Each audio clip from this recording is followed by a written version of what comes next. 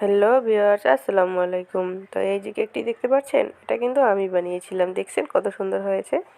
আসলে আমি মজা করলাম। এটা আসলে জানি সুন্দর হয়নি, কারণ আমি তো প্রফেশনাল কেক মেকার না। তো যতটুকু পারি ততটুকু ফ্যামিলির জন্য চেষ্টা করি। এই যে দেখুন, আমি কেকটি বানিয়েছিলাম। আসলে এই দিন আমার জামাইয়ের বার্থডে ছিল। আর এটা ছিল 21শে নভেম্বর, সেই ভয়াবহ ভূমিকম্পের দিনে। তো আমরা আসলে যতটা যা কিছু প্ল্যান করছিলাম কিছুই হয়নি এই যে ভূমিকম্পের এই ভয়াবহতার জন্য। আর এই কেকটা আগেই তৈরি করা ছিল দেখে ভাবলাম বিকেলবেলা কেকটা কাটি সন্ধ্যায়, আয়াস অনেক জেদ করতেছিল।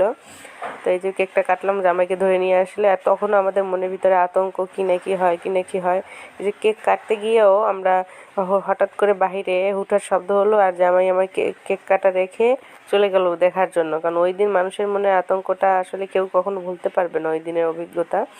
তো কেকটা আগে তৈরি করা দেখেই কেকটা কাটা, আর নয়তো কেক কাটা হতো না। এই যে দেখুন, চলে গেল দেখতে যে কোথায় কী শব্দ হচ্ছে, এই কারণে। এই যে আমরা আবার ফিরে আসলাম, কিছুই ছিল না।